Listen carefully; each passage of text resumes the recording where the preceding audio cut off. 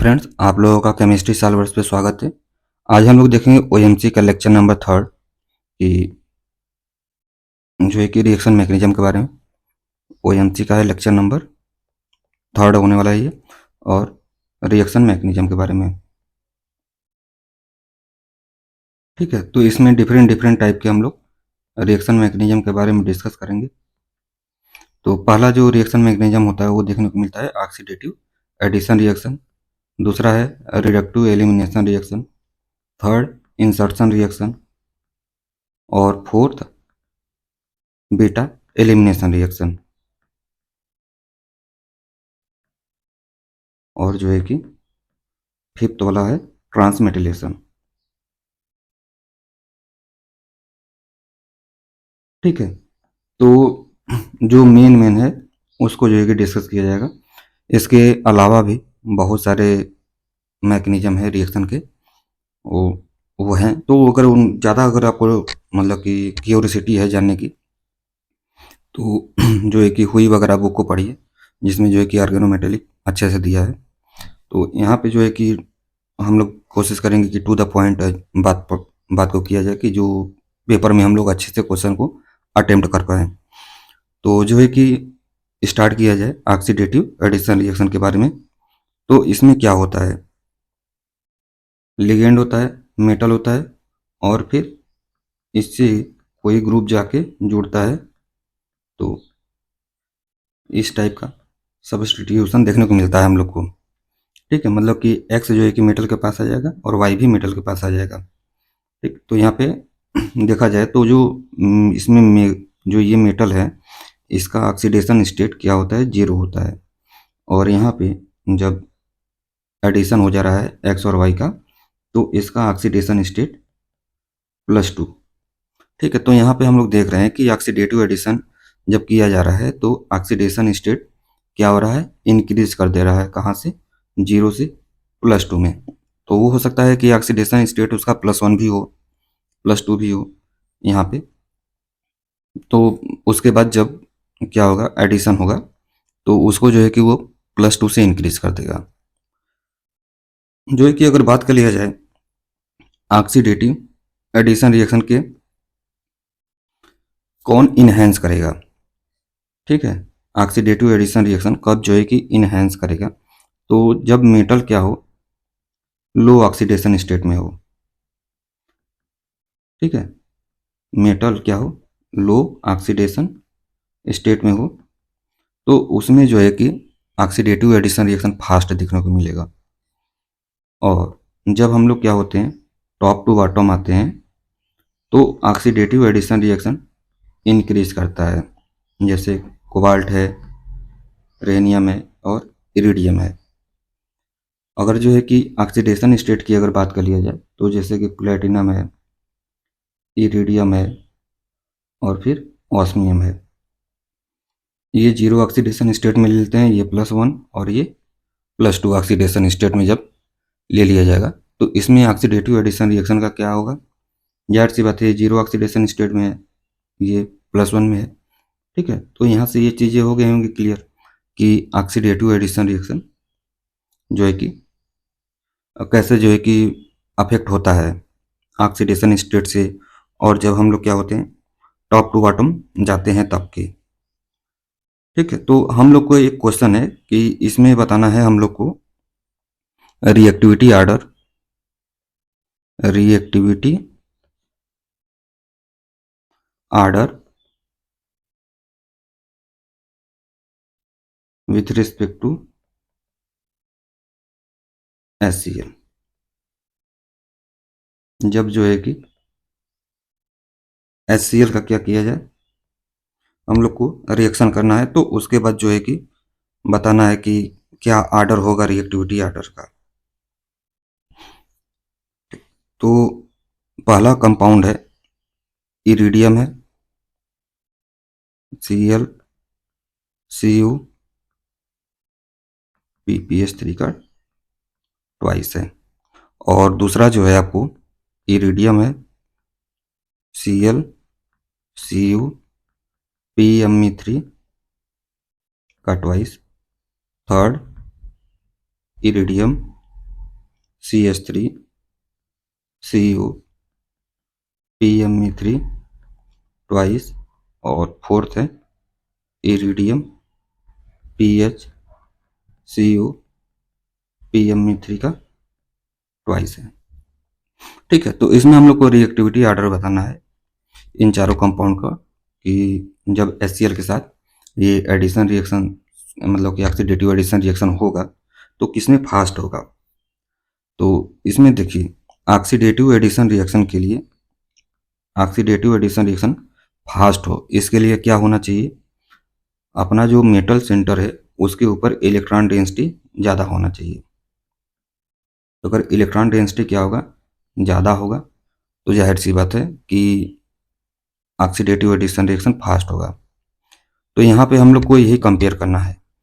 तो अगर फर्स्ट और सेकेंड में अगर कंपेयर करना हो तो फर्स्ट में क्या है, PPH3 है और यहाँ पे क्या है, PME3 है। तो यहाँ से अगर देखा जाए तो इलेक्ट्रॉन का डोनेशन जो है कि PME3 क्या करता है, ज़्यादा करता है एज कम्पेयर टू PPH3 से। ठीक, तो इसका मतलब कि ऑक्सीडेटिव एडिशन रिएक्शन सेकेंड का ज़्यादा होगा फर्स्ट से। ठीक, तो अब जो है कि सेकेंड, थर्ड और फोर्थ की बात कर लिया जाए तो इसमें डिफरेंस क्या है, एक में Cl है, एक में PH है और एक में क्या है, CH3 है। तो अगर इसमें जो है कि इलेक्ट्रॉन का डोनेशन देखा जाए तो CH3 का ज़्यादा होता है, फिर PH का, फिर Cl का। तो ये कौन सा था, ये थर्ड वाला है और ये फोर्थ वाला है और ये कौन सा है, सेकेंड वाला है। ठीक है, तो यहाँ से जो है कि हम लोग आर्डर अब बता सकते हैं कि जो ऑक्सीडेटिव एडिशन रिएक्शन होने वाला है वो थर्ड का, फिर फोर्थ का, फिर सेकेंड का और लास्ट में वन का होगा। ठीक, तो यहाँ से जो है कि ऑक्सीडेटिव एडिशन रिएक्शन की कैसे अफेक्ट होता है इसके बारे में देखे हैं। और फिर इसमें एक कॉन्सेप्ट आता है जैसे कि मेटल है, इससे जुड़े हुए डिफरेंट डिफरेंट टाइप के लिगेंड हैं। जब इसके ऊपर क्या होता है, जैसे कि CH3I है, ये कैसा है, ये पोलर है।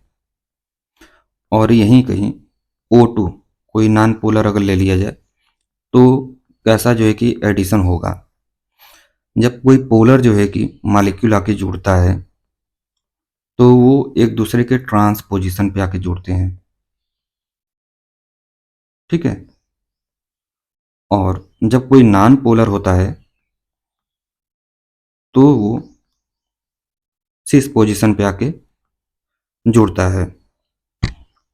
ठीक, तो ये जो है कि बेसिक जो है कि डिफरेंस है कि अगर जो है कि पोलर मॉलिक्यूल आके जो है कि अटैक किए करें, और या तो फिर जो है कि किसी नॉन पोलर मॉलिक्यूल का अगर हम इस पे अटैक कराएं तो क्या होगा। जैसे कि एक एग्जांपल हम लोग ले लेते हैं और कि इरिडियम है, इससे जुड़े हुए अलग अलग टाइप के जो है कि लिगेंड है। इसका जो है कि हम लोग को रिएक्शन कराना है O2 के साथ में और इसका रिएक्शन कराना है SiMe3Cl के साथ में। तो SiMe3 कैसा होता है, ये होता है पोलर होता है, और ये कैसा होता है, नॉन पोलर होता है। जब नॉन पोलर होगा तो कैसा होगा, सिस फॉर्म में जुड़ेगा। तो इसका मतलब कि इरिडियम ऑक्सीजन हो जाएगा, ऑक्सीजन हो जाएगा, और यहाँ पे Cl और ये लिगेंड और बाकी जैसे लगे हुए हैं उनको अटैच कर देना है। और जो है कि यहाँ पे बात कर लिया जाए तो इरिडियम होगा और Cl लिगेंड है, CO है। ठीक है, तो यहाँ पे कैसा है, पोलर है, तो जाहिर सी बात है SiMe3 और Cl जो है एक दूसरे के ट्रांसपोजिशन पे आएंगे। ठीक है, तो अभी हम लोग जो है कि ऑक्सीडेटिव एडिशन रिएक्शन के बारे में देखें कि ऑक्सीडेटिव एडिशन रिएक्शन क्या होता है। तो इसमें ऑक्सीडेशन स्टेट क्या होना चाहिए, लो होना चाहिए। और जब हम लोग क्या होते हैं, टॉप टू बॉटम जाते हैं तो रिएक्टिविटी जो ऑक्सीडेटिव एडिशन रिएक्शन का होता है वो बढ़ता है। ठीक है। तो और फिर इलेक्ट्रॉन डेंसिटी जितना ज़्यादा मेटल सेंटर पे होगा, ऑक्सीडेटिव एडिशन रिएक्शन उतना फास्ट होगा। अगर जो है कि पोलर मॉलिक्यूल का जो है कि एडिशन किया जाए तो वो एक दूसरे के ट्रांस पोजीशन पे आएंगे, और अगर नॉन पोलर हो तो वो एक दूसरे के सिस पोजीशन पे जुड़ेंगे। अब जो है कि नेक्स्ट अगर बढ़ते हैं रिडक्टिव एलिमिनेशन के बारे में देखा जाए तो क्या होता है। रिडक्टिव एलिमिनेशन जो है कि ये अपने ऑक्सीडेटिव एडिशन रिएक्शन का जस्ट रिवर्स होता है। जैसे कि LN M है, X है और Y है। जब इसका रिडक्टिव एलिमिनेशन होता है तो यहाँ से X और Y क्या होता है, निकल जाता है बाहर। तो यहाँ पे LN M हो जाता है और X Y हो जाता है। तो यहाँ पे इसका ऑक्सीडेशन स्टेट अगर क्या है +2 है, तो यहाँ पे जब रिडक्टिव एलिमिनेशन हो जाएगा तो ऑक्सीडेशन स्टेट 0 हो जाएगा। ठीक है। तो उसमें हम लोग देखे थे कि ऑक्सीडेशन स्टेट क्या हो रहा था, +2 से इंक्रीज हो रहा था ऑक्सीडेटिव एडिशन रिएक्शन में। बट इसमें क्या है कि ऑक्सीडेशन नंबर क्या हो रहा है, डिक्रीज कर रहा है +2 से। ठीक है। तो इसीलिए जो है कि ये बोला जा रहा है कि रिडक्टिव एलिमिनेशन रिएक्शन एक तरीके से ऑक्सीडेटिव एडिशन रिएक्शन का क्या होता है, रिवर्स होता है। और इसमें जो है कि रिडक्टिव एलिमिनेशन होने के लिए जो ऑक्सीडेशन स्टेट है जितना ज़्यादा होगा, रिडक्टिव एलिमिनेशन भी उतना फास्ट होगा। उसमें क्या देखे थे, ऑक्सीडेशन स्टेट क्या होना चाहिए था, लो होना चाहिए था। ठीक है। तो आइए इससे जो है कि एक क्वेश्चन हम लोग कर लेते हैं कि मेटल है और लिगेंड है, यहाँ पे जुड़े हुए हैं, और यहाँ पे है CH3 है और हाइड्रोजन है। आपको जो है कि दो टाइप के सेम ही मॉलिक्यूल रहेगा, अलग अलग जो है कि अरेंजमेंट करके दे सकता है। तो पूछेगा कि इसमें से किसमें जो है कि रिडक्टिव एलिमिनेशन होने की संभावना है। ठीक है। तो रिडक्टिव एलिमिनेशन होने के लिए क्या होना चाहिए, वो एक दूसरे के सिस पोजीशन पे होंगे, तभी वो रिडक्टिव एलिमिनेशन करेंगे, अदरवाइज वो लोग नहीं करेंगे। अगर जो है कि वो ट्रांसपोजिशन पे होंगे तो ये CH3 और H का निकलना क्या होगा, मुश्किल होगा। इसलिए ऐसा बोला जा रहा है कि वो एक दूसरे के कैसे होने चाहिए, सिस पोजीशन पे होने चाहिए, तभी जो है कि रिडक्टिव एलिमिनेशन होगा। तो एक कंपेयर कर लेते हैं कि रिडक्टिव एलिमिनेशन रिएक्शन किसमें जो है कि फास्ट होगा, किसमें स्लो होगा। तो एक जो है कि एग्जांपल लेते हैं, वेनेडियम है CH3 CO CO और फिर Me3P है Me3P और यहाँ पे CH3 है।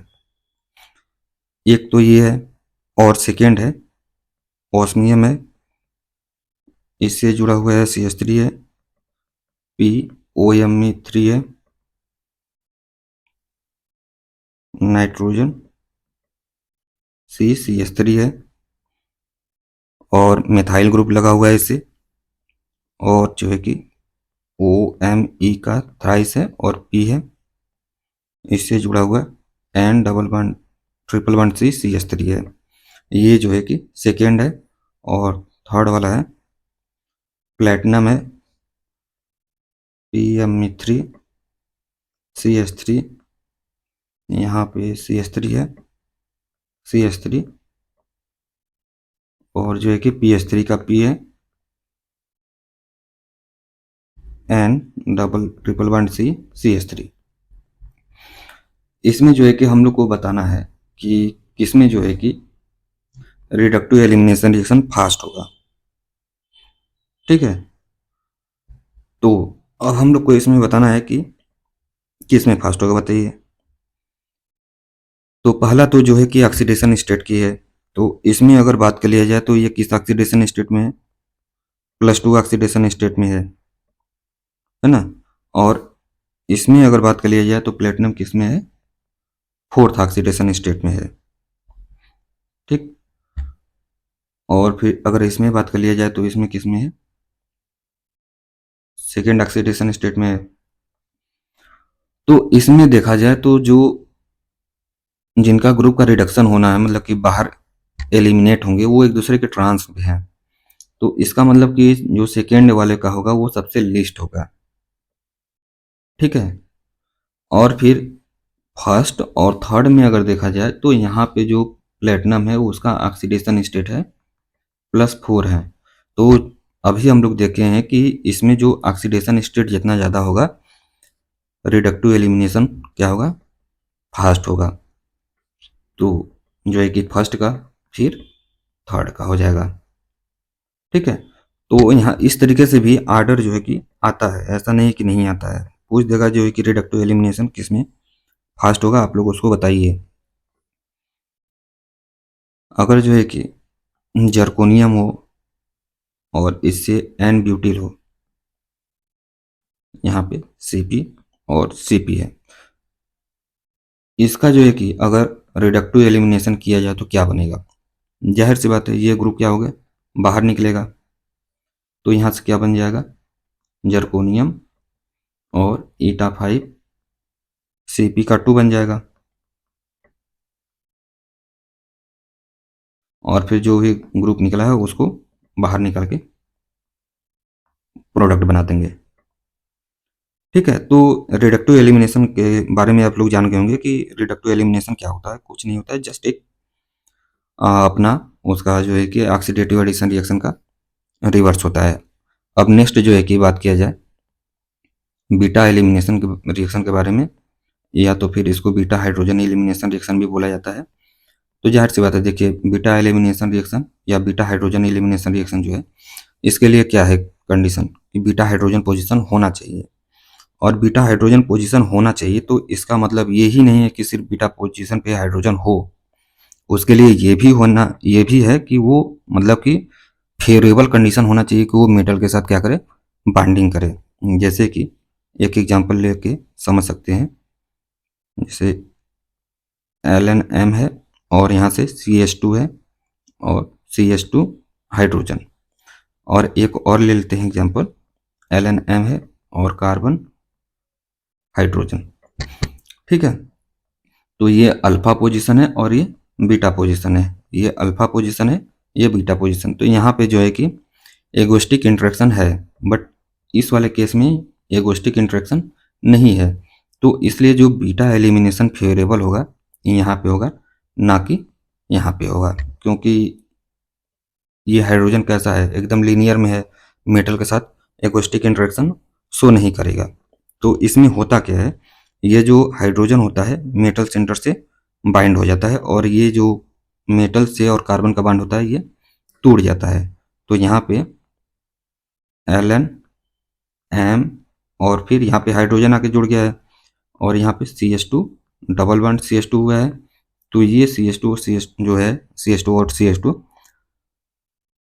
ईटा 2 फॉर्म में मेटल सेंटर से बाइंड हो जाता है। ठीक है। तो इस तरीके से जो है कि बीटा एलिमिनेशन रिएक्शन होता है।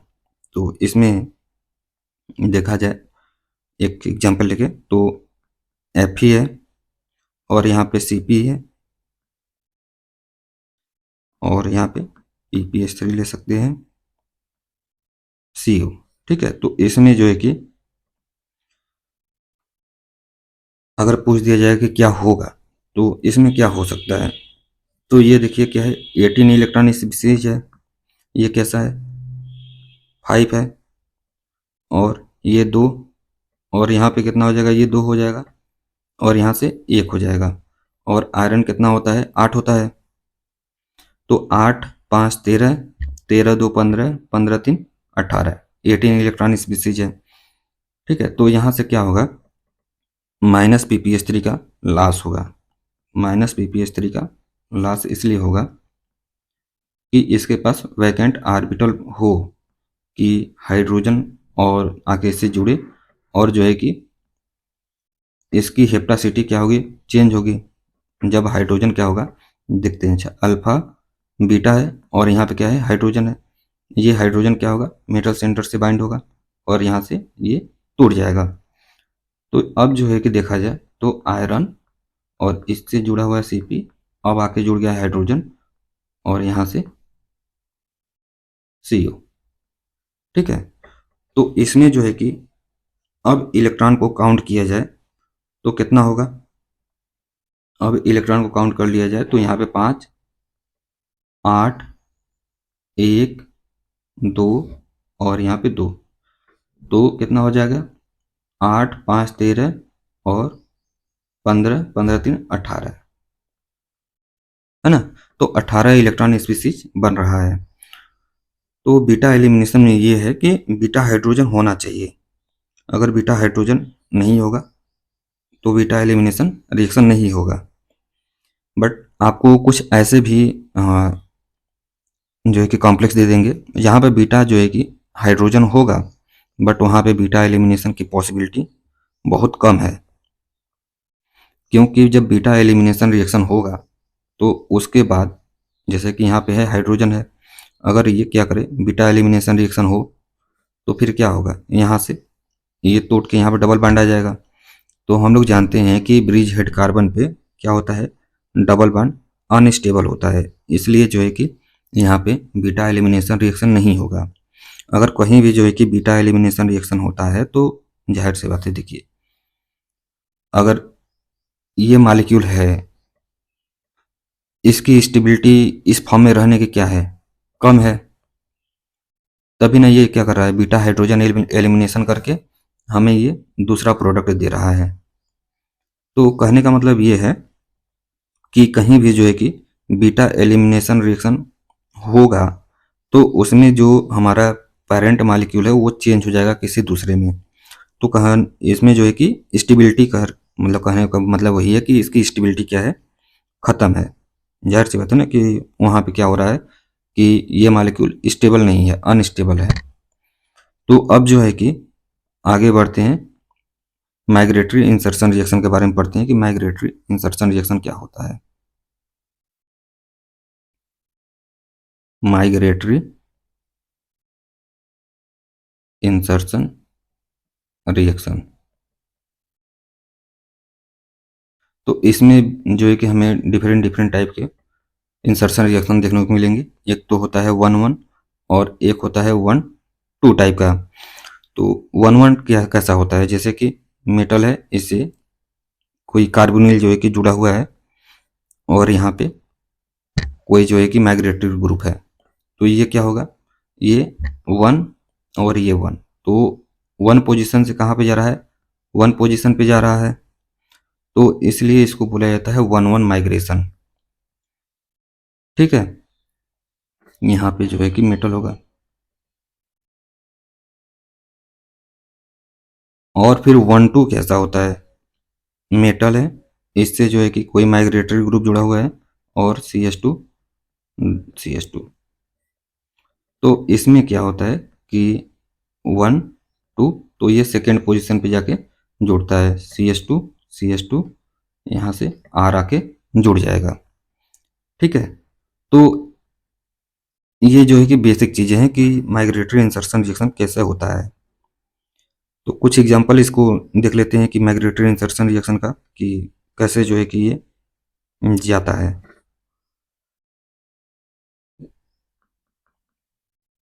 एग्जांपल है इरिडियम ले सकते हैं, यहाँ पे Cl और PPS3, CO और PPS3 है। ठीक है, तो इसमें क्या किया गया है, हाइड्रोजन का एडिशन रिएक्शन किया गया है। तो इसमें जो है कि अब यही बताना है कि ये हाइड्रोजन का जो एक तरीके से तो ये कैसा हो जाएगा, ऑक्सीडेटिव एडिशन रिएक्शन हो जाएगा। तो इसमें बताना है कि हाइड्रोजन जो है कि किस फॉर्म में जाके जुड़ेगा। तो जाहिर सी बात है ये कैसा है, हाइड्रोजन H2 नॉन पोलर है ना। तो ये नॉन पोलर है, तो अभी हम लोग देख रहे थे ऑक्सीडेटिव एडिशन रिएक्शन में कि इरिडियम के साथ जो है कि इरिडियम के साथ क्या मतलब कि कहीं भी जो है कि नॉन पोलर जो मॉलिक्यूल होते हैं वो कैसे किस फॉर्म में जुड़ते हैं, वो जुड़ते हैं अपने सिस फॉर्म में। ठीक है, तो ये जो है कि ऑक्सीडेटिव एडिशन रिएक्शन का जो है कि क्वेश्चन था। अब आते हैं हम लोग अपना देखते हैं जो इंसर्शन रिएक्शन पढ़ रहे हैं उसके बारे में।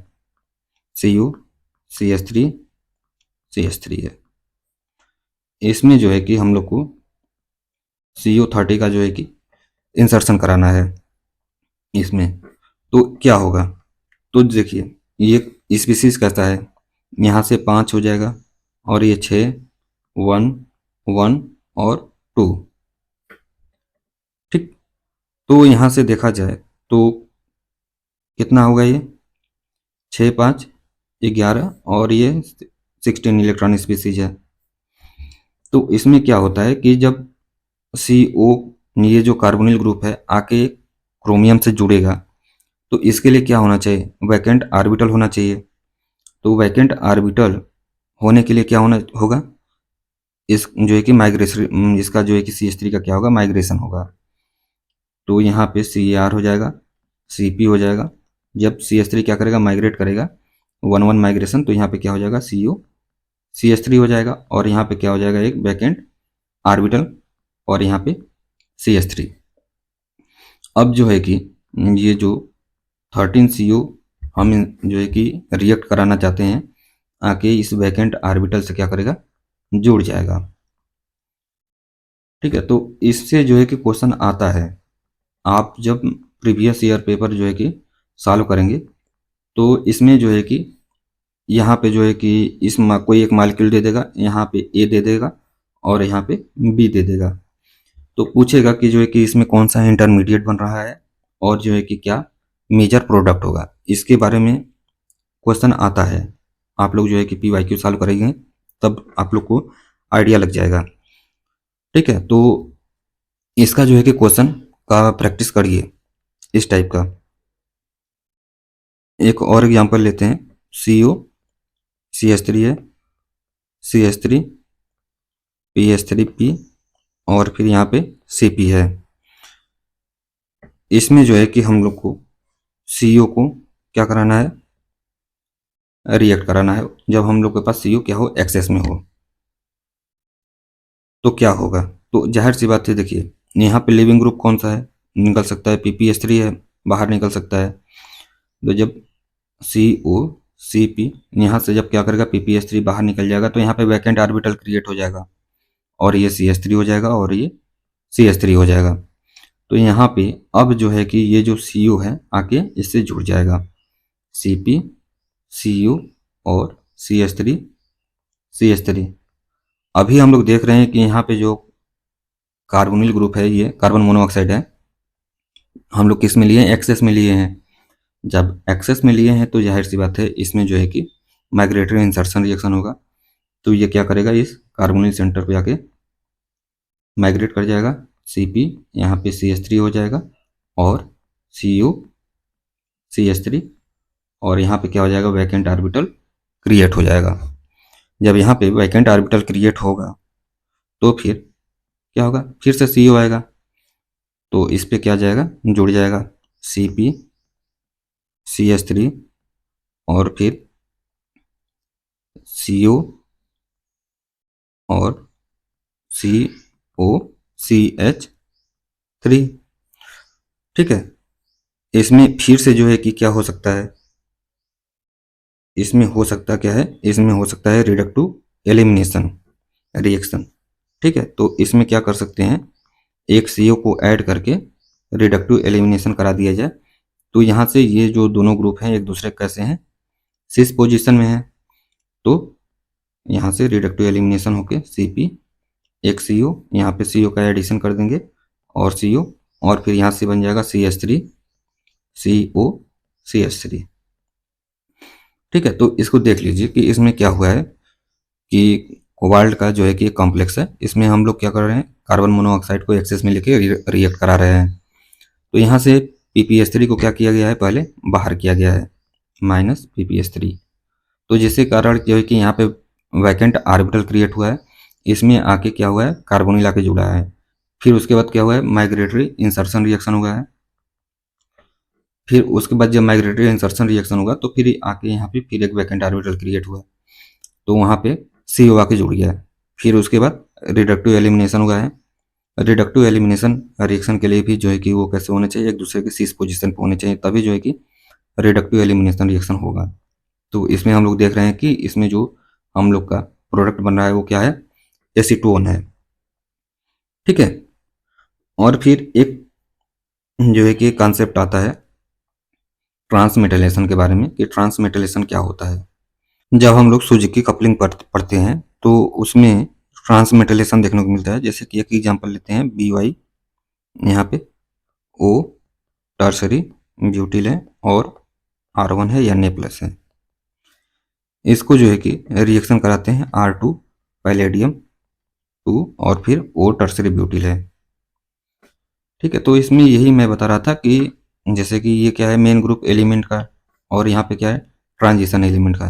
तो इसका कोई एक ग्रुप का क्या हो जाए, ट्रांसफर हो जाए यहाँ पे, और इसमें से किसी एक ग्रुप का क्या हो जाए, ट्रांसफर हो जाए यहाँ पे, तो इसको बोल दिया जाएगा ट्रांसमेटलेशन। तो इसमें अगर ये होगा तो क्या हो जाएगा, R2 हो जाएगा, पैलेडियम हो जाएगा और R1 हो जाएगा, है ना। और फिर जो यहाँ पे आके जुड़ जाएगा तो यहाँ पे हो जाएगा BY और है YO टर्सरी ब्यूटिल है और यहाँ पे टर्सरी ब्यूटिल है। ठीक है, तो यहाँ से ट्रांसमेटलेशन के बारे में आप लोग को आइडिया लग गया होगा कि ट्रांसमेटलेशन क्या होता है। ट्रांसमेटलेशन में यही है कि कोई मेन ग्रुप एलिमेंट का जो है कि कोई ग्रुप जो इससे जुड़ा हुआ है वो ट्रांसफ़र हो जाए किसी ट्रांजिशन मेटल वाले कॉम्प्लेक्स के साथ, और ट्रांजिशन मेटल कॉम्प्लेक्स का जो है कि कोई ग्रुप जो है कि ट्रांसफ़र हो जाए मेन ग्रुप एलिमेंट के साथ, तो इसको बोल दिया जाता है ट्रांसमेटलेशन रिएक्शन। ये आप जो है कि नेम रिएक्शन जब पढ़ेंगे तो उसमें जो है कि ये स्टेप आपको देखने को मिलेगा। अब जो है कि अब हम लोग कैटालिसिस के बारे में पढ़ते हैं आगे, कि डिफरेंट डिफरेंट टाइप के जो कैटलिस्ट होते हैं OMC में, उसके बारे में। तो जैसे कि स्टार्टिंग करते हैं विल्किंसन कैटलिस्ट से। विल्किंसन कैटलिस्ट, तो विल्किंसन कैटलिस्ट क्या होता है, पहले इसके बारे में देख लीजिए। विल्किंसन कैटलिस्ट का अगर जो है कि स्ट्रक्चर के बारे में बात कर लिया जाए तो ये होता है RHCl और यहाँ से PH3 होता है, PH3 होता है और PH3 होता है। ठीक है, और इसका ऑक्सीडेशन स्टेट जाहिर सी बात है क्या है, +1 ऑक्सीडेशन स्टेट में है। विल्किंसन कैटलिस्ट क्या करता है, हाइड्रोजनेशन रिएक्शन करता है, हाइड्रोजन को ऐड करता है। तो इसमें जो है कि अगर हम लोग क्या करें, H2 दे दें तो क्या होगा, अभी हम लोग देखे हैं कि ये कैसा है, ये नॉन पोलर है, ऑक्सीडेटिव एडिशन रिएक्शन होगा। तो यहाँ पे क्या हो जाएगा, Cl हो जाएगा और यहाँ पे PPH3 हो जाएगा और यहाँ पे PPH3 है और PPH3 यहाँ पे है। फिर इसके बाद हाइड्रोजन क्या होगा, एक दूसरे के सीस फॉर्म में आके जुड़ेंगे, क्योंकि अभी तो बोले हैं ना कि नॉन पोलर जो है कि कैसा होता है, एक दूसरे के सीस फॉर्म में आके जुड़ते हैं। फिर अगर जो है कि इसकी ऑक्सीडेशन स्टेट के बारे में बात कर लिया जाए तो जाहिर सी बात है +2 से क्या कर जाएगा, इंक्रीज कर जाएगा, क्योंकि यहाँ पे 1 था तो यहाँ पे 3rd हो जाएगा। फिर इसके बाद क्या होता है, यहाँ से PPH3 लॉस होता है तो यहाँ पे एक जो है कि वैकेंट ऑर्बिटल क्रिएट होता है, हाइड्रोजन हाइड्रोजन, यहाँ पे क्या हुआ, वैकेंट ऑर्बिटल क्रिएट हो गया, PPH3। फिर इसके बाद क्या होता है कि कोई जो हमारा रिएक्टिंग मॉलिक्यूल है, मान के चलिए कि कुछ इस टाइप का है, तो ये क्या होता है, इस वैकेंट ऑर्बिटल से आके अटैच हो जाता है। तो इसीलिए जो है कि वहाँ से वो जो ग्रुप ने ये जो PPH3 का लॉस हुआ है, इसीलिए लॉस हुआ था कि यहाँ पे कोई आके अटैच, मतलब कि अटैच हो जाए। तो फिर यहाँ पे क्या है, हाइड्रोजन है और हाइड्रोजन है, तो ये आके क्या हो जाएगा, यहाँ पे जुड़ जाएगा और बाकी जैसे हैं वैसे रख देना है। ठीक है, फिर इसमें क्या हो सकता है, इसमें होगा माइग्रेटरी इंसर्शन रिएक्शन। तो माइग्रेटरी इंसर्शन रिएक्शन क्या हो सकता है, यहाँ से हाइड्रोजन आके जो है कि यहाँ पे अटैच हो जाए। जब माइग्रेटरी इंसर्शन रिएक्शन होगा तो क्या हो जाएगा, ये हो जाएगा रोडियम और ये Cl है, यहाँ पे हाइड्रोजन है और फिर ये हो जाएगा 1 1 2 3 4, 1 2 3 4। ठीक है, तो इस तरीके से ये आके यहाँ पे जुड़ जाएगा और बाकी है PP H3। फिर इसके बाद क्या हो सकता है इसमें, इसमें अब जो है कि इसमें रिडक्टिव एलिमिनेशन होने की संभावना है। रिडक्टिव एलिमिनेशन तो ये क्या होगा, ये ग्रुप यहाँ से बाहर निकल जाएगा और इसमें PP H3 फिर आके जुड़ जाएगा। जब PP H3 आके जुड़ जाएगा तो क्या बन जाएगा, ये बन जाएगा। और यहाँ से जब ये ग्रुप बाहर निकलेगा तो क्या बनेगा, 1 2 3 4, है ना। तो यहाँ पे हम लोग देख रहे हैं कि ये जो डबल बॉन्ड था वो क्या हो गया है, सिंगल बॉन्ड में कन्वर्ट हो गया है। तो ये पूरा एक साइकिल है विल्किंसन कैटलिस्ट का, कि विल्किंसन कैटलिस्ट कैसे काम करता है। पहले रोडियम था, हाइड्रोजन का एडिशन हुआ है, वो ऑक्सीडेटिव एडिशन रिएक्शन इसको बोला जाएगा। और फिर H2 कैसा होता है, नॉन पोलर होता है, इसलिए वो सिस फॉर्म में आएगा। फिर यहाँ से PP H3 का लॉस होगा कि कोई जो हमारा एल्किन है वो आके क्या कर दे, यहाँ पे जुड़ जाए। जब आके जुड़ जाएगा तो फिर यहाँ पे जो है कि हम लोग को देखने को मिलेगा माइग्रेटरी इंसर्शन रिएक्शन। तो यहाँ से हाइड्रोजन जो है कि इंसर्ट हो जाएगा। फिर उसके बाद जो है कि रिडक्टिव एलिमिनेशन रिएक्शन से हम लोग का ये प्रोडक्ट बनेगा। और जब PP H3 ऐड हो जाएगा तो फिर से विल्किंसन कैटलिस्ट जनरेट हो जाएगा। ठीक है, तो ये जो है कि एक पूरा साइकिल है कि विल्किंसन कैटलिस्ट कैसे काम करता है। अगर जो है कि rate of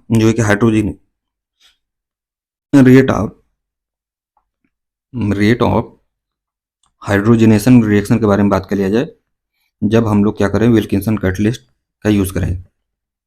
rate of hydrogenation reaction क्या होगा, तो इसमें जो लेस हिंडर्ड एल्किन होते हैं उसका जो है कि ज़्यादा हाइड्रोजनेशन रिएक्शन होने की प्रोबेबिलिटी होती है। ठीक है, तो इसमें हम लोग देख रहे हैं ना कि जितना ज़्यादा क्या हो रहा है, एल्किन के साथ हम लोग सब्स्टिट्यूट कर रहे हैं, उसका रेट क्या हो रहा है, कम होता जा रहा है। तो कहने का मतलब यही है कि विल्किंसन कैटलिस्ट जो है कि जितना लेस हिंडर्ड एल्किन होता है उसके साथ अटैक मतलब कि रिएक्शन करता है। अगर इसके जो है कि विल्किंसन कैटलिस्ट ले लिया जाए तो कहाँ पे जो है कि कौन से डबल बॉन्ड को ये जो है कि रिड्यूस करेगा, तो ये जो है कि जाहिर सी बात है किस में करेगा, जो लेस सब्स्टिट्यूटेड होगा।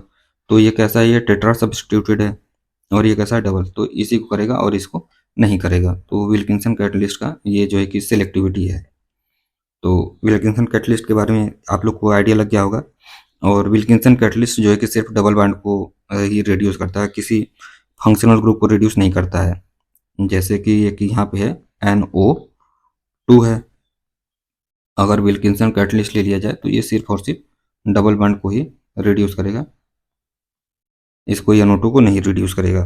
ठीक है, तो अब हम लोग जो है कि आगे देखते हैं कि नेम रिएक्शन में ही कि वाकर प्रोसेस या आक्सो प्रोसेस जो डिफरेंट डिफरेंट टाइप के मतलब रिएक्शन मैकेनिज्म में यूज होते हैं, तो उसको देखा जाए तो एक होता है जैसे कि विल्किंसन कैटलिस्ट देखे हैं, तो ऐसे ही एक होता है हाइड्रोफॉर्मिलेशन रिएक्शन है, वाकर प्रोसेस है। ठीक है, तो डिफरेंट डिफरेंट टाइप के हैं कैटलिस्ट जो कि यूज़ किए जाते हैं। तो अभी हम लोग देखेंगे हाइड्रोफॉर्माइलेशन रिएक्शन के बारे में कि हाइड्रोफॉर्माइलेशन रिएक्शन क्या होता है और इसमें जो है कि कौन सा कैटलिस्ट यूज़ किया जाता है। इसको हाइड्रोफॉर्माइलेशन रिएक्शन को ही बोला जाता है आक्सो प्रोसेस। ठीक है, तो हाइड्रोफॉर्माइलेशन रिएक्शन या तो फिर कहीं आक्सो प्रोसेस आपको देखने को मिल जाए, तो ये दोनों सेम हैं। इसमें होता क्या है कि CH3 है और ये एल्किन, इसके साथ क्या होता है CO प्लस H2 का जब रिएक्ट कराते हैं इन प्रेजेंस ऑफ कैटलिस्ट, वो होता है CO2 CO8। ठीक है, तो इसके साथ जब हम लोग रिएक्ट कराते हैं, लगभग में अगर टर्म मतलब हीट दे दे और प्रेशर वगैरह दे दे, तो हीट आपको दे सकता है, मेंशन कर सकता है अराउंड में जो है कि मान के चलिए कि 200 डिग्री सेल्सियस के अप्रॉक्स में, और फिर प्रेशर 200 बार के अप्रॉक्स में। ठीक है, तो ये कंडीशन दे देगा और पूछेगा कि जो है कि प्रोडक्ट क्या होगा। तो इसमें जो है कि दो प्रोडक्ट मिलते हैं, एक तो मिलता है लीनियर और एक मिलता है ब्रांच। तो ये लीनियर और ब्रांच कैसे मिलते हैं इसके बारे में हम लोग देखेंगे कि लीनियर और ये जो ब्रांच वाले हैं ये कैसे मिलेंगे, तो एक प्रोडक्ट ये मिलता है और दूसरा प्रोडक्ट हम लोग को मिलता है, ठीक है। तो ये कैसा है, ये लीनियर है और ये कैसा है, ब्रांच्ड है, ठीक है। तो इसमें जो है कि ये जो CO2 है, CO8 है, इससे ही क्वेश्चन कभी कभी देखने को मिल सकता है स्टेटमेंट में आपको कि ये जो CO8 है ये क्या है ये। तो इसको जो है कि ये कैसा है, हम लोग का कैटलिस्ट का प्रिकर्सर है। मेन जो है कैटलिस्ट ये नहीं है, ये प्रिकर्सर है अपने कैटलिस्ट को जनरेट करने के लिए।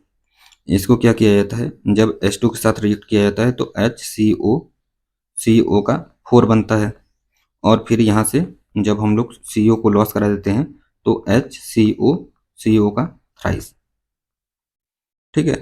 तो ये जो हम लोग का मेन जो कैटलिस्ट है ये है, इसको बोला जाता है ट्रू कैटलिस्ट, हम लोग इसको बोल सकते हैं, और इसको बोल सकते हैं प्री कैटलिस्ट, क्योंकि कैटलिस्ट के पहले का ये है। अब हम लोग देखेंगे कि कैटालिटिक साइकिल फॉर हाइड्रोफार्माइलेशन प्रोसेस, ठीक है। तो कैटालिटिक कैटालिटिक साइकिल देखना है हम लोग को हाइड्रोफार्माइलेशन प्रोसेस का, या तो फिर इसको हम लोग बोल सकते हैं आक्जो प्रोसेस, ठीक है। तो इसमें हम लोग का जो ट्रू कैटलिस्ट था वो था HCO का थ्राइस था। इसमें क्या हो रहा है कि हम लोग एल्कीन का कोऑर्डिनेशन कर रहे हैं। तो मान के चलिए कि हम लोग के पास एल्कीन ये है, तो ये क्या करेगा, इसके साथ कोऑर्डिनेट कर जाएगा। तो यहाँ पे और बाकी जैसे हैं हाइड्रोजन और CO का थ्राइस है। तो इसी जगह से जो है कि हम लोग के पास ऑप्शन मिलता है कि ये हाइड्रोजन जो है टर्मिनल पोजीशन पे जाए कि ये हाइड्रोजन इस वाले पोजीशन पे जाए। अगर जो है कि इसको A मार्क किया जाता है और इसको B मार्क किया जाता है, तो A वाले अगर रूट से चला जाए और जो है कि B वाले रूट से चला जाए तो हमें डिफरेंट डिफरेंट टाइप के प्रोडक्ट देखने को मिलेगा, ठीक है। तो अगर A वाले पोजीशन पे आके जुड़ जाएगा तो यहाँ से CO का थ्राइस है, और फिर ये रूट A के लिए है और वो रूट B के लिए है। तो CH3 यहाँ पे हाइड्रोजन आके जुड़ गया है और यहाँ पे CH3 है, और यहाँ पे क्या हुआ है, एक वैकेंसी क्रिएट हुई है। अगर बी रूट के लिए बात किया जाए तो CO का थ्राइस, और यहाँ पे हो जाएगा 3 कार्बन, और यहाँ पे क्या है, वैकेंसी क्रिएट हुई है। अब ये जो वैकेंसी क्रिएट हुई है यहाँ पे क्या होगा, यहाँ पे CO का हम लोग एडिशन कराएंगे और यहाँ पे भी CO को यहाँ पे ऐड कर देंगे, तो ये हो जाएगा CO। तो CO का थ्राइस और CO, ये हाइड्रोजन हो जाएगा यहाँ पे, ठीक है। कुछ नहीं किया गया है, जस्ट यहाँ पे जो वैकेंसी क्रिएट हुई थी यहाँ पे हम लोगों ने CO को इंसर्ट करा दिया है, और CO का थ्राइस है, और बाकी जो जैसे हैं वैसे, और यहाँ पे भी CO आके लग जाएगा। अब जो है कि क्या होगा, माइग्रेटरी इंसर्शन रिएक्शन होने की पॉसिबिलिटी है ना, क्योंकि ये ग्रुप जो है कि यहाँ पे माइग्रेट कर सकता है, और यहाँ पे देखा जाए तो ये ग्रुप माइग्रेट कर सकता है। तो नेक्स्ट स्टेप हम लोग का होने वाला है माइग्रेटरी इंसर्शन रिएक्शन। जब माइग्रेटरी इंसर्शन रिएक्शन होगा तो क्या हो जाएगा, यहाँ पे CO का थ्राइस है, ये हो जाएगा CO, और इससे जुड़ा हुआ है CH3, और यहाँ पे जब माइग्रेटरी इंसर्शन रिएक्शन होगा तो ये हो जाएगा CO का थ्राइस, और ये C डबल बॉन्ड O, और इससे 3 कार्बन के चैन जो है कि प्रोपेन जो है कि जुड़ जाएगा। और देखा जाए तो यहाँ पे क्या हुआ है, फिर से वैकेंसी क्रिएट हो गई है, ठीक। तो इसके बाद जो है कि क्या हो सकता है, तो इसके बाद हम लोग इसके साथ H2 का जो है कि रिएक्शन कराएंगे। तो H2 का हम लोग जानते हैं कि H2 कैसा होता है, नॉन पोलर होता है।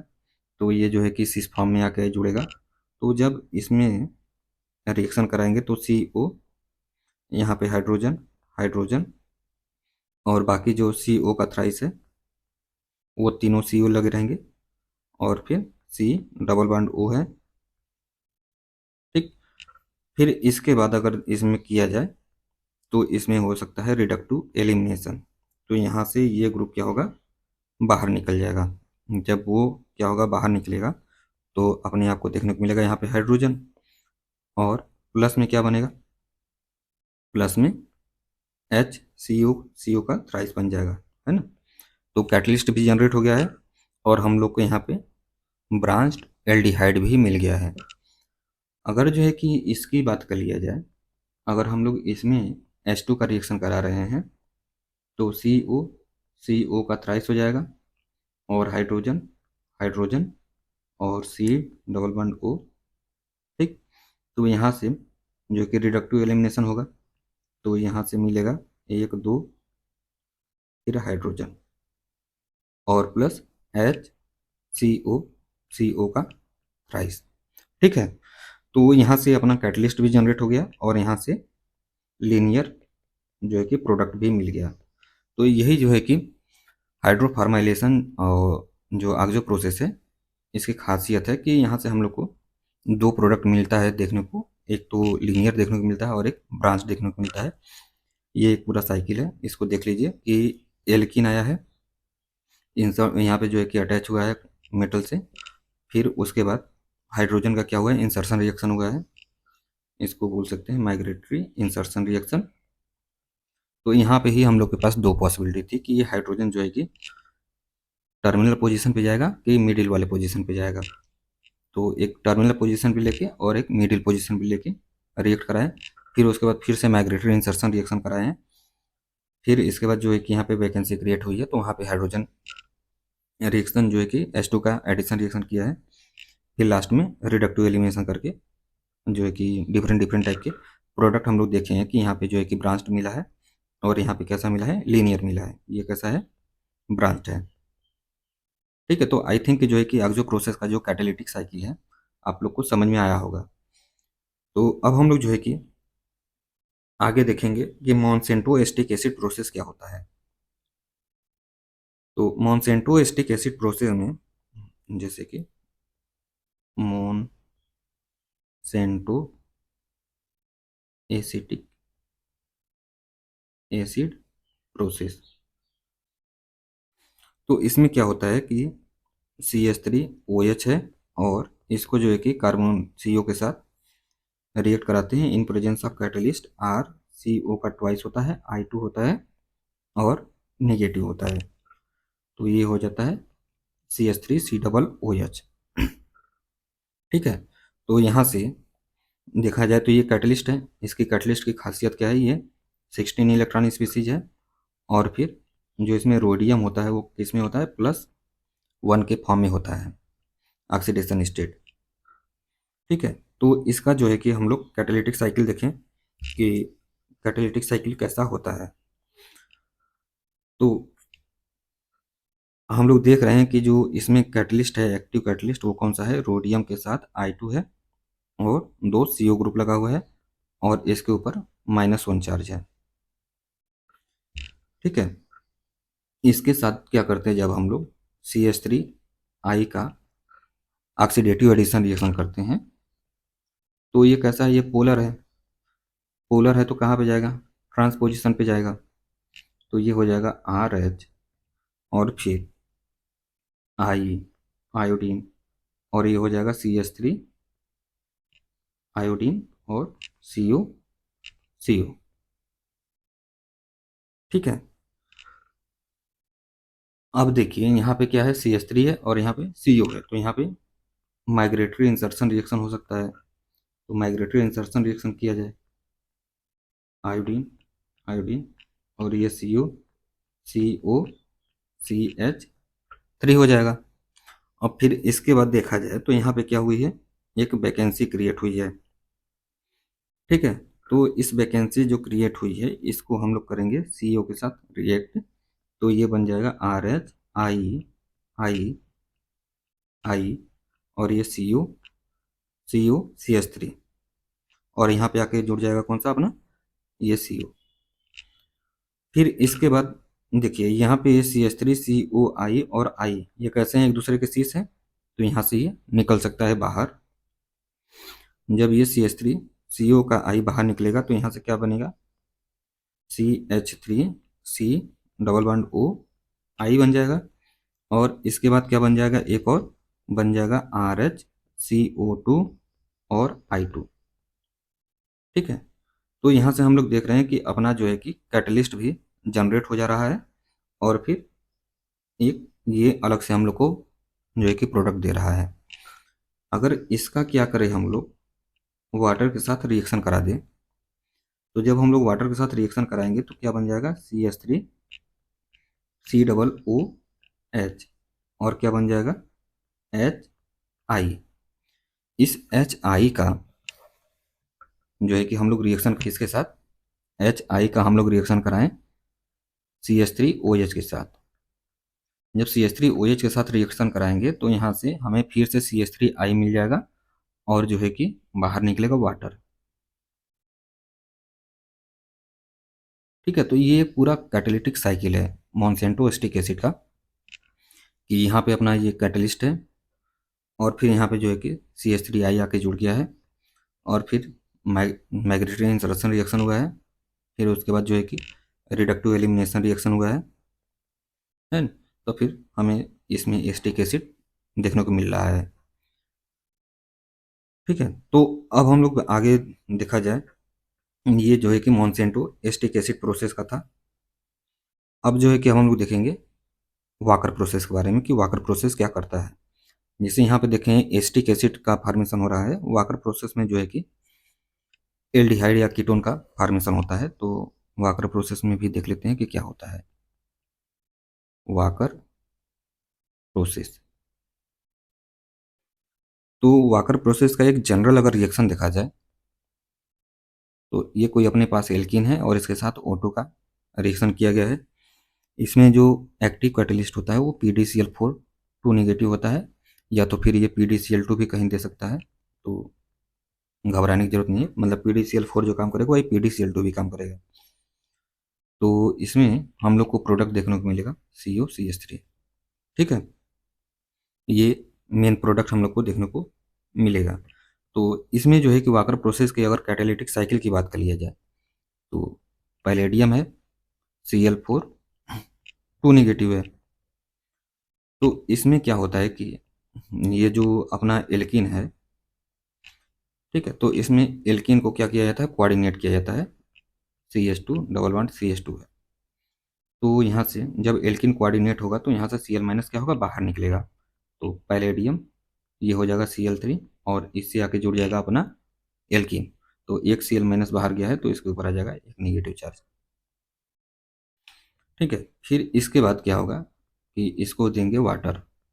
जब वाटर देंगे तो ये हो जाएगा पैलेडियम और Cl3 और इससे जुड़ जाएगा OH। ठीक, तो यहाँ पे देखा जाए तो अल्फा है बीटा है, तो यहाँ से हाइड्रोजन बीटा एलिमिनेशन, तो फिर हो जाएगा PdCl3 हाइड्रोजन और फिर यहाँ से हो जाएगा ये जो है कि यहाँ पे आएगा तो ये OH। ठीक है, अब फिर जो है कि इसमें यहाँ से ये देखिए कि ये जो हाइड्रोजन क्या हुआ है, यहाँ पे जुड़ा हुआ है और यहाँ से इसकी हेप्टासिटी हो गई 2। तो इसका मतलब कि यहाँ से एक Cl माइनस क्या होगा, बाहर निकलेगा, तो इसलिए यहाँ पे हो जाएगा Cl2। तो उसके बाद क्या होगा कि ये जो हाइड्रोजन निकला हुआ है फिर से क्या हो जाए, माइग्रेटरी इंसर्शन रिएक्शन हो जाए, तो ये क्या होगा, ये आके यहाँ पे जुड़ जाए टर्मिनल पोजीशन पे। तो टर्मिनल पोजीशन पे जब जुड़ेगा तो ये हो जाएगा PdCl2 और फिर जब यहाँ से देखिए ये टर्मिनल पोजीशन पे जाएगा तो फिर जो है कि Cl माइनस जो था बाहर से, जो ये बाहर निकला था, फिर आके इससे जुड़ जाएगा। तो ये हो जाएगा OH। ठीक। तो अब देखा जाए तो अल्फा बीटा, तो अब जो है कि ये वाला हाइड्रोजन जो है कि यहाँ पे जाता है और ये इस तरीके से, तो इसमें PD और यहाँ पे H हो जाता है और Cl3 CH3 C double bond OH। ठीक। तो ये अपना प्रोडक्ट देखने को मिला है। तो इसमें हुआ क्या है, इसमें जो ये PDHCl3 है, इसको जो है कि फिर हम लोग क्या करें,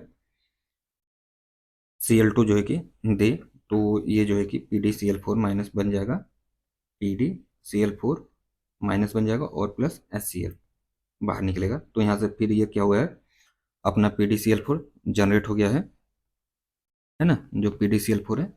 तो कहने का मतलब ये है कि इसका साइकिल को देखिए इसका साइकिल जो है, एल्कीन हुआ है, एल्कीन क्या किया है, कोऑर्डिनेट किया है मेटल से, फिर वाटर के साथ रिएक्ट करा के और जो है कि OH, फिर जो है कि बीटा एलिमिनेशन किए, फिर जो है कि माइग्रेटरी इंसर्शन रिएक्शन हुआ है, माइग्रेटरी इंसर्शन रिएक्शन के बाद फिर से बीटा एलिमिनेशन रिएक्शन हुआ है। तो बीटा एलिमिनेशन रिएक्शन में हम लोग को ये प्रोडक्ट देखने को मिला है। ठीक है, तो ये पूरा एक वाकर प्रोसेस का जो है कि साइकिल है। तो जितना मैक्सिमम जो कैटलिस्ट से रिलेटेड प्रॉब्लम थे ऑर्गेनोमेटेलिक केमिस्ट्री में, उसको हमने यहाँ पे कवर किया है। ठीक है। तो नेम रिएक्शन जैसे कि स्टीले है, सोनागासीरा है, सुजुकी कपलिंग है, डिफरेंट डिफरेंट टाइप के इसमें जो है कि नेम रिएक्शन है, तो उसको मैंने जो है कि नेम रिएक्शन के वीडियो में और रिएजेंट में, रिएक्शन मैकेनिज्म में, तो उसमें क्या है कि आप देखेंगे तो उसमें कुछ कुछ कुछ पार्ट जो है कि उसमें कवर्ड है। तो इसलिए जो है कि यहाँ पे उसको मैं लेफ्ट कर रहा हूँ कुछ टाइम के लिए। ठीक है, तो कुछ पार्ट को, तो अब हम लोग देखेंगे कि ऑर्गेनोमेटेलिक केमिस्ट्री में जो है कि बॉन्डिंग इन मेटल क्लस्टर के बारे में, कि जैसे कि आ जाता है कि Re2 है, Cl8 है और 2 नेगेटिव है। तो इसमें जो है कि बॉन्ड ऑर्डर पूछ देता है, ये जो है कि सीस है कि ट्रांस है। ठीक है, तो ये डिफरेंट डिफरेंट टाइप के जो क्वेश्चन आते हैं, इससे जो है कि हम लोग सॉल्व करेंगे। तो Re2Cl8 माइनस है, तो अगर जो है कि इसका ऑक्सीडेशन स्टेट की बात कर लिया जाए तो कितना होगा, तो इसका ऑक्सीडेशन स्टेट की बात कर लिया जाए तो 2x हो जाएगा -8 और ये हो जाएगा -2। तो 2x की वैल्यू कितनी हो जाएगी, 6 हो जाएगी। तो इसका मतलब कि ये जो Re2 है, ये अगर दोनों का ले लिया जाए तो +6 में है, या तो फिर ये भी हम कह सकते हैं कि एक जो Re है वो +3 में है और दूसरा Re है वो +3 में है। ठीक है, तो इतना जो है कि इसका उतना इम्पोर्टेंस नहीं है, बस यहाँ से ये हम लोग को जानना है कि देखिए ये किस फैमिली में आता है, मैंगनीज वाले में आता है। तो इसका जो वैलेंसी इलेक्ट्रॉन होता है 7 होता है, तो यहाँ पे 2 है, तो ये कितना हो जाएगा 14। और हमें पता है कि ये जो दोनों है वो किस में है, +6 में है। तो इसमें से हमें +6 में है, तो इसका मतलब कि वहाँ से जो है कि 6 इलेक्ट्रॉन लूज हुआ है, तो इसका मतलब कि 8 इलेक्ट्रॉन है इसके पास। तो इसमें जो एनर्जी मॉलिक्यूलर ऑर्बिटल डायग्राम बनाया जाता है, देखिए सिग्मा होता है, पाई होता है, डेल्टा होता है, डेल्टा स्टार होता है, पाई स्टार होता है और सिग्मा स्टार होता है। Sigma, pi, delta, delta star, pi star और सिग्मा स्टार। ठीक है, तो इसमें जो है कि हम लोग को यहाँ पे देख रहे हैं कितना टोटल 8 इलेक्ट्रॉन है। अगर 8 इलेक्ट्रॉन को इसमें फिल किया जाए तो 1 2 3 4 5 6 7 8 टोटल के टोटल जो भी इलेक्ट्रॉन है किसमें है, बाइंडिंग ऑर्बिटल में है। ये एनर्जी है। ठीक है, तो ये किसके लिए है, Re2Cl8 2 नेगेटिव के लिए है। तो इसका बॉन्ड ऑर्डर कितना हो जाएगा, bonding minus anti bonding divide में 2 करते हैं, तो यहाँ पे टोटल बॉन्डिंग जो इलेक्ट्रॉन है कितने हैं, 8 है और 2, तो ये 4। ठीक है, तो इसमें जो है कि क्वाड्रुपोल बॉन्ड पाया जाता है। कहने का मतलब ये है कि इसका जो बॉन्ड ऑर्डर आया है 4 आया है, तो इसमें क्वाड्रुपोल बॉन्ड है। ठीक है, तो इसमें देखा जाए तो डेल्टा से डेल्टा स्टार की जो एनर्जी गैप है वो बहुत कम है, तो इसमें ट्रांजिशन होता है, जिसकी वजह से इसमें क्या होते हैं, ये लोग कलरफुल होते हैं। और कहीं भी जो है कि क्वाड्रुपोल बांड पाया जाएगा तो उनका जो अरेंजमेंट होता है वो इक्लिप्स फॉर्म में होता है, इक्लिप्स फॉर्म में रहेंगे अगर जो है कि क्वाड्रुपोल बांड रहेगा तब। एक जो है कि आप लोग को इसमें होमवर्क दे रहे हैं कि Re2CL4PMe2PH4 है। ठीक है, तो इसका जो है कि आप लोग को बताना है कि बॉन्ड ऑर्डर कितना होगा, और फिर MO2HPO4 का 4, 2 नेगेटिव। ठीक है, तो ये सब जो है कि होमवर्क है, जस्ट इसको जो है कि आप लोग को कमेंट करना है कि इनका बॉन्ड ऑर्डर क्या होगा। ये ए और ये बी है। कॉन्सेप्ट यही है कि पहले जो है कि ऑक्सीडेशन स्टेट निकाल लीजिए और इसका टोटल इलेक्ट्रॉन काउंट करिए, वैलेंसी इलेक्ट्रॉन। फिर उसमें से जितना भी ऑक्सीडेशन स्टेट होगा, अगर प्लस होगा तो माइनस करिए, अगर माइनस होगा तो प्लस करना पड़ेगा। तो फिर उसके बाद यहाँ पे एनर्जी ऑर्बिटल डायग्राम जो है, मॉलिक्यूलर ऑर्बिटल डायग्राम है, इसको बनाइए और उसमें जितने भी नंबर ऑफ इलेक्ट्रॉन है उसको जैसे जैसे एनर्जी दिया गया है वैसे हम लोग को फिल करना है। फिल करने के बाद बॉन्ड ऑर्डर निकालना है। तो बॉन्ड ऑर्डर निकालने के बाद पता चलेगा कि इसका बॉन्ड ऑर्डर कितना है। डीएमजी रूल के बारे में कि डीएमजी रूल क्या होता है। तो डीएमजी रूल पढ़ने से पहले एक जो है कि हम लोग पहले प्रॉब्लम जनरेट कर लें, तब इसको जो है कि रूल को समझने में आसानी होगी। जैसे कि अपने पास एक टंगस्टन का कोई कॉम्प्लेक्स है और इससे जुड़ा हुआ है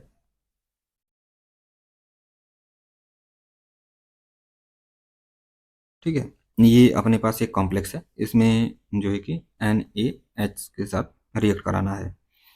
तो अब ये H जो है कि कहाँ पे जुड़ेगा, इस वाले पोजीशन पे जुड़ेगा कि इस वाले पोजीशन पे जुड़ेगा, यही जो है कि डीएमजी रूल बताता है। तो डीएमजी रूल के हिसाब से चला जाए तो जो रिएक्टिविटी ऑफ जो इनकी एल्कीन है उसके बारे में, तो इसका आर्डर अगर हम लोग लिख लिया जाए तो आसानी से समझ सकते हैं। ठीक है, तो ये एक इथीन है। तो यहाँ से हम लोग कुछ कंक्लूजन निकालेंगे कि क्या होता है।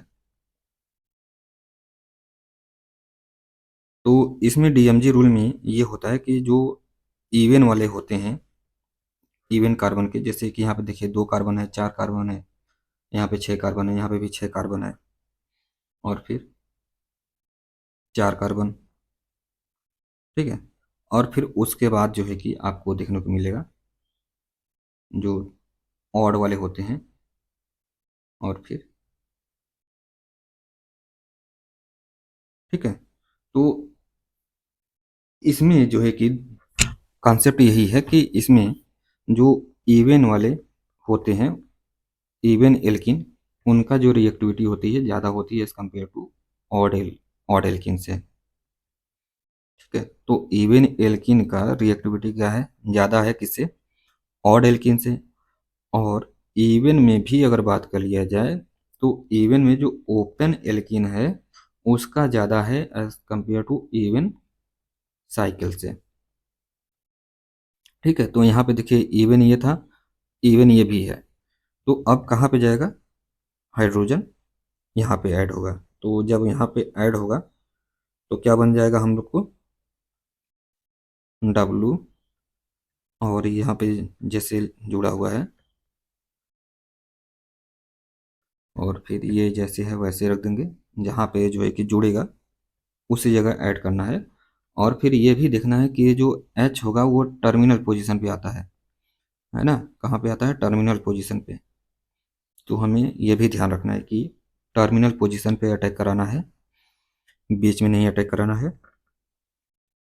तो ये बन जाएगा, जब ये यहाँ पे आएगा ये यहाँ पे चला जाएगा, और ये, तो ये बन जाएगा। ठीक है, यहाँ से हाइड्रोजन आके जुड़ा हुआ है। तो आई थिंक कि आपको डीएमजी रूल के बारे में समझ में आया होगा।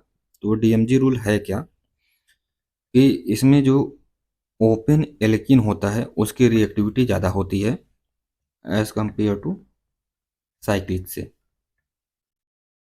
ठीक है, पहला तो कॉन्सेप्ट ये क्लियर हुआ। दूसरा है कि जो इवन नंबर के कार्बन होते हैं उनकी ज़्यादा होती है ऑड वाले कार्बन से, दूसरा कॉन्सेप्ट। और तीसरा ये है कि जो इवन होंगे और वो होंगे कौन से, ओपन वाले, उनकी रिएक्टिविटी ज़्यादा होगी इवन साइक्लिक से। ठीक है, तो ऐसे ऐसे हम लोग को देखते जाना है। पहले देखिए कि क्या है, ओपन है कि साइकिल है, ओपन है। ठीक है, तो दूसरे स्टेप में जाइए, इवन है कि ऑड है, इवन है, इवन है कि ओपन है, तो ओपन है। तो वहाँ पे और जो है कि टर्मिनल पोजीशन पे अटैक कराना है। ठीक है, कहाँ पे अटैक कराना है, टर्मिनल पोजीशन पे। एक और जो है कि लेके हम लोग समझ सकते हैं कि यहाँ पे एक एग्जाम्पल है।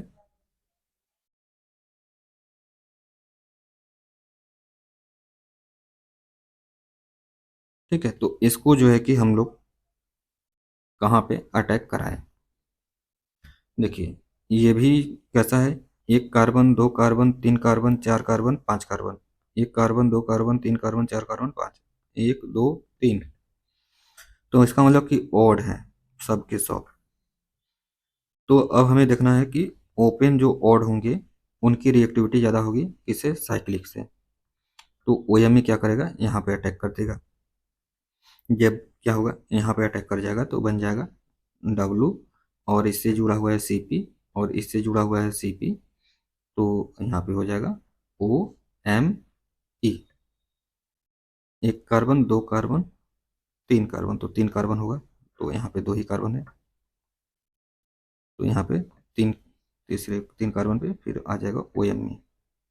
एक दो तीन, क्यों गलत हो रहा है, तो यहाँ पे हो जाएगा OMe। ठीक है, तो ऐसी तरीके से जो है कि डीएमजी रूल को फॉलो करते हुए हम लोग को कॉन्सेप्ट को अप्लाई करना है। इसमें जो है कि एक कॉन्सेप्ट आता है फिशर कार्बिन का, मतलब कि कार्बिन के बारे में। तो इसमें ज़्यादा हम लोग डिस्कस नहीं करेंगे, बस कैसे कैसे होते हैं उसके बारे में देख लिया जाए। एक होता है फिशर कार्बिन और एक होता है श्रॉफ कार्बिन।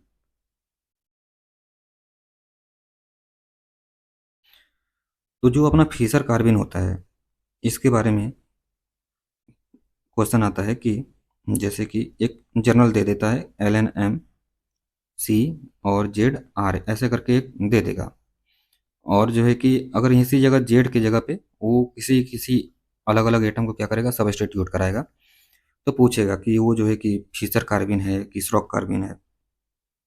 ठीक है, तो इसके बारे में देखा जाए तो फीचर कार्बिन जो होता है वो कैसा होता है, वो सिंगलेट नेचर का होता है, सिंगलेट नेचर का होता है। और यहाँ पे जो जो लिगेंड है इसको बोला जाता है स्पेक्टेटर लिगेंड, ये आपको मैंने बताया है। तो ये कैसे होने चाहिए, पाई एक्सेप्टर होने चाहिए, पाई एक्सेप्टर।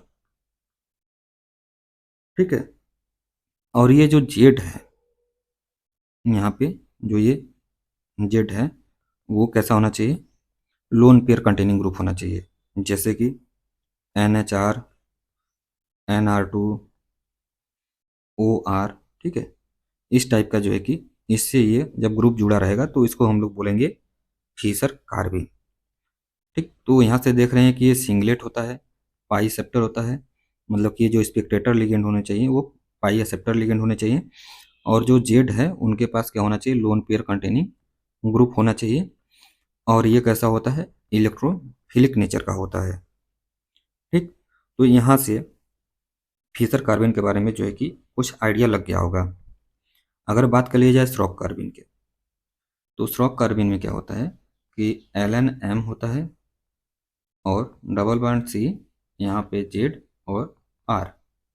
ठीक है, सेम ही एग्जांपल लेके चलते हैं। तो इसमें जो होता है वो होता है ट्रिपलेट फॉर्म में। ये कैसा होता है, ट्रिपलेट फॉर्म में होता है। और फिर ये जो होता है कैसा होता है, न्यूक्लियोफिलिक नेचर का होता है। ये इलेक्ट्रोफिलिक नेचर का होता है।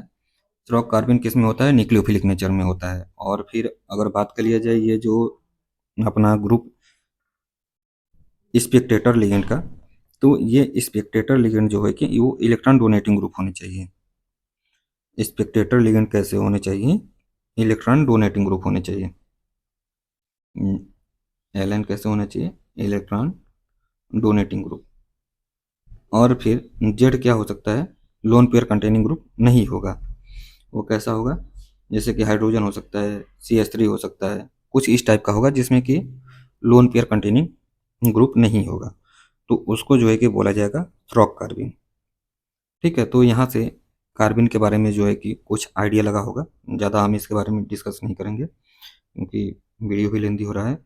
अब कार्बिन के बाद हम लोग देखेंगे मेटालो सिन के बारे में। तो Cp2 जैसे कि एग्जांपल ले लीजिए, वेनेडियम है, Cp2 क्रोमियम है, Cp2 manganese, Cp2 iron, Cp2 क्या हो सकता है आयरन के बाद, कोबाल्ट। ठीक है, और फिर Cp2 निकिल। इनका जो है कि हम लोग देखेंगे मॉलिक्यूलर ऑर्बिटल डायग्राम। और फिर इससे जो है कि क्वेश्चन आता है कि ये बताइए कि ये जो गिवन पेयर है या कोई गिवन स्पीसीज है वो पैरामैग्नेटिक है, डायमैग्नेटिक है, नंबर ऑफ अनपेयर्ड इलेक्ट्रॉन भी पूछ देता है। तो इसके लिए जो एनर्जी लेवल डायग्राम होता है, E2G होता है, ये होता है कैसा, डब्ल्यू डिजेनरेट, और होता है A1G, और E1G स्टार होता है। ठीक है, तो इसी के हिसाब से हमें जो है कि इलेक्ट्रॉन को फिल करना है। तो वेनेडियम में कितना होता है इलेक्ट्रॉन, तो इसमें वेनेडियम में 4s2 और 3d स्कैंडियम टाइटेनियम वेनेडियम, है ना। तो यहाँ पे होता है 3। तो Cp2 है, तो यहाँ से क्या हो जाएगा, ये -1 और ये -1, तो यहाँ से 2 इलेक्ट्रॉन क्या होगा, कटेगा। तो इसका मतलब कि ये +2 में है, तो इसमें टोटल जो है कि +3 इलेक्ट्रॉन आएगा। तो इसमें हम ऐड करेंगे क्या, 1, 2 और फिर तीसरा इलेक्ट्रॉन। ठीक है, तो Cp2 के ऊपर क्या होता है, -1 चार्ज होता है, मतलब Cp के ऊपर -1, 2 के ऊपर -2 हो जाएगा। तो यहाँ से ये 2 और यहाँ से ये 2 कैंसिल हो जाएगा ना, तो इसीलिए 3। तो इसमें जो है कि नंबर ऑफ अनपेयर्ड इलेक्ट्रॉन कितना आ रहा है, नंबर ऑफ अनपेयर्ड इलेक्ट्रॉन 3 आ रहा है। तो ये कैसा हो जाएगा, पैरामैग्नेटिक हो जाएगा। अगर क्रोमियम के लिए बनाया जाए तो क्रोमियम के लिए क्या हो जाएगा, इसी में एक इलेक्ट्रॉन क्या हो जाएगा, ऐड हो जाएगा। तो ये हो जाएगा, इसमें नंबर ऑफ अनपेयर्ड इलेक्ट्रॉन कितना हो जाएगा, 2 हो जाएगा। और ये भी कैसा है, पैरामैग्नेटिक है। अगर जो है कि मैग्नीज के लिए बात कर लिया जाए, तो मैग्नीज के केस में 2 पॉसिबिलिटी होती हैं, जैसे कि Cp2Mn और Cp2 star Mn। Cp2 star Mn कहने का मतलब कि ये जो साइक्लो है इसके साथ क्या लगा हो, CH3 इस टाइप का क्या हो, सब्स्टिट्यूशन हो, तो इसको बोला जाएगा Cp स्टार। ठीक है, तो अगर जो है कि स्टार का केस है, तो इसमें जो एनर्जी फीलिंग होता है वो आपको देखने को मिलेगा E1G, A1G और फिर E2G। यहाँ पे E2G है, A1G है और E1G स्टार। ठीक, क्योंकि यहाँ पे था ना E2G, A1G, E1G स्टार। तो इसमें जो Cp स्टार के बारे में किया जा रहा है बात, Cp2 स्टार Mn।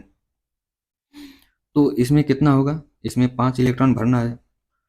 तो 5 इलेक्ट्रॉन भरने के लिए क्या करना होगा, 1, 2, 3, फिर जो है कि 4 और 5। यहाँ पे जो A1G और E1G स्टार का एनर्जी गैप होता है वो क्या होता है, ज़्यादा होता है। इसलिए ये जो इलेक्ट्रॉन होते हैं यहाँ पे नहीं जाते हैं। ठीक है, तो इनके केस में क्या हो जाएगा, E2G 4 और A1G 1। अगर वही Cp2Mn की बात कर लिया जाता तो यहाँ पे हो जाता E2G A1G और ये हो जाएगा E1G स्टार। तो इसमें क्या होता है, एनर्जी गैप इतना जो है कि क्या होता है, ज़्यादा नहीं रहता है। इसलिए इसमें क्या होता है, A1G के बाद E1G स्टार में चला जाता है। तो इसका जो एनर्जी लेवल डायग्राम होगा, इसको लिखा जाए तो E2G 2 A1G 1 और E1G स्टार क्या हो जाएगा 1। ठीक है, तो ये जो है इसको क्या करना है, अच्छे से दिमाग में घुसा लेना है कि गलत वगैरह ना हो। Cp2 स्टार होगा तो एनर्जी गैप ज़्यादा रहेगा, तो एंटी बॉन्डिंग ऑर्बिटल में नहीं जाएगा इलेक्ट्रॉन। ठीक है, तो Cp2Mn है तो इसमें नंबर ऑफ अनपेयर्ड इलेक्ट्रॉन कितना है, 5 है। तो ये कैसा हो जाएगा, पैरामैग्नेटिक हो जाएगा। अगर जो है कि आयरन का बात कर लिया जाए तो आयरन में कितना होगा, 6 होगा। तो जब 6 होगा तो 3 भरा हुआ है, 4, 1 1 2 3 4 5 और 6। तो इसमें क्या हो रहा है, नंबर ऑफ अनपेयर्ड इलेक्ट्रॉन 0। तो ये हो जाएगा डाया मैग्नेटिक। अगर CO की बात कर लिया जाए तो इसमें 1 इलेक्ट्रॉन आ जाएगा। ठीक है, तो ये हो जाएगा नंबर ऑफ अनपेयर्ड इलेक्ट्रॉन 1 और ये हो जाएगा पैरामैग्नेटिक। अगर जो एक निकिल आएगा तो क्या हो जाएगा, यहाँ पे आ जाएगा। तो इसमें नंबर ऑफ अनपेयर्ड इलेक्ट्रॉन 2 और इसमें क्या हो जाएगा, पैरामैग्नेटिक हो जाएगा। ठीक है, तो उसके करस्पॉन्डिंग आप लोग यहाँ पे लिख भी सकते हैं कि जो Cp2 भी था तो क्या क्या था, और Cp2Mn है तो क्या है। जैसे यहाँ पे लिखा गया ना, E2G 2 A1G E1G स्टार। तो इस टाइप से भी जो है कि क्वेश्चन दे देता है कि Cp2 जैसे कि दे देगा कि Cp2CO है। इसका जो है कि मॉलिक्यूलर ऑर्बिटल डायग्राम से जो है कि क्या जो है कि एनर्जी लेवल होगा। तो इसमें जो है कि हम लोग देख रहे हैं कि E2G है, A1G है और क्या है, E1G स्टार है। तो टोटल कितने इलेक्ट्रॉन आ रहा है, 7 इलेक्ट्रॉन आ रहा है, 1 2 3 फिर 4 5 6 7। तो इसको हम लोग लिख सकते हैं E2G 4 A1G 2 और E1G स्टार एक यहाँ पे, है ना। तो इस टाइप से जो है कि प्रैक्टिस करिए आप लोग। और फिर जो है कि मेटेलोसिन का आप लोग को एक रिएक्शन देखने को मिल सकता है। ये क्या मतलब कि पेपर में आने को तो बहुत आ सकते हैं ना, तो हम लोग कुछ प्रैक्टिस करते हैं और बाकी जो है कि आप लोग कहीं बुक वगैरह से जो ऑर्गेनोमेटेलिक केमिस्ट्री के लिए प्रेफर्ड हो उसको जो है कि मैं तो बोलूँगा कि जो इंटरनेशनल वगैरह है, जैसे होई वगैरह है, तो उससे जो है कि प्रैक्टिस करिए तो बेटर रहेगा।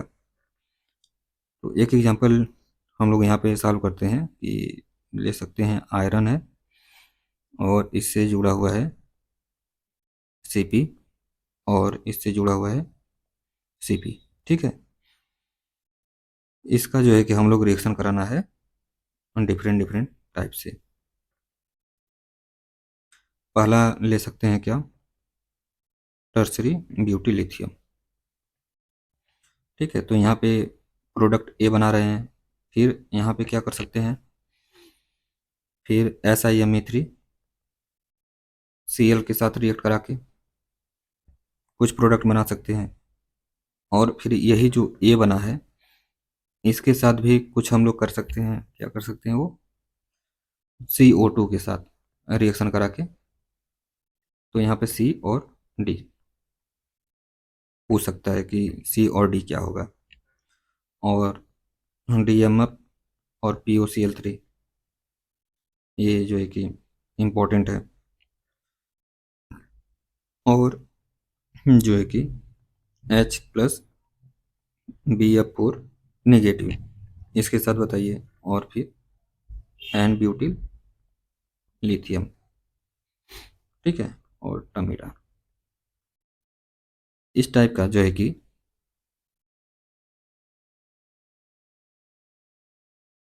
रिएक्शन दे देता है और पूछेगा कि ए बी सी डी क्या है। तब जो है कि क्या होता है, दिमाग घूमता है। तो दिमाग घूमे ना पेपर में, तो कोशिश करिए कि अभी से प्रैक्टिस रहे। तो यहाँ पे देखिए क्या है, ब्यूटी लिथियम है तो जाहिर सी बात है क्या काम करेगा, वो आर्थोलिथिएशन काम करेगा।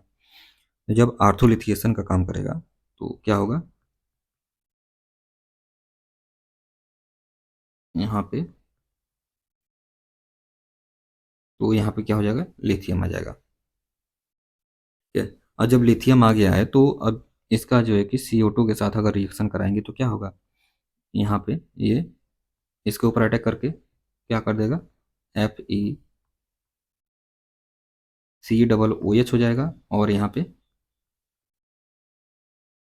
ठीक है, इस तरीके से बन जाएगा। जब CO2 के साथ रिएक्ट कराएंगे तब, CO2 के साथ जब रिएक्ट करा रहे थे तो C प्रोडक्ट मिल रहा था। और जब हम लोग क्या करेंगे, SiMe3Cl के साथ रिएक्ट कराएंगे, SiMe3Cl के साथ जब क्या करेंगे, रिएक्ट कराएंगे, तो क्या काम करेगा, ये SI के ऊपर अटैक करेगा और Cl को क्या करेगा, बाहर कर देगा। तो ये बन जाएगा Fe, यहाँ पे जुड़ जाएगा SiMe3, ठीक है। तो ये मिल जाएगा अपने को डी वाला प्रोडक्ट। और ये DMFPOCl3 वाला जो है, ये इसको आप लोग को बताना है क्योंकि ये बहुत इंपॉर्टेंट है। ABCDEF और ये G। तो F और G को मैं बता रहा हूँ, E वाले को आप लोग को बताना है। अगर जो है कि HBF4 है तो यहाँ से क्या है, देखिए H प्लस का सोर्स है तो ये मेटल हाइड्राइड बन जाएगा, CP2Fe से क्या करेगा, जब H प्लस BF4 नेगेटिव जो रिएक्ट करेगा तो यहाँ पे बन जाएगा FeH और Cp और Cp, ठीक है।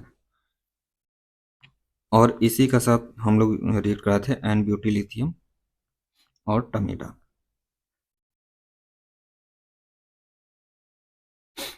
तो इसमें क्या होता है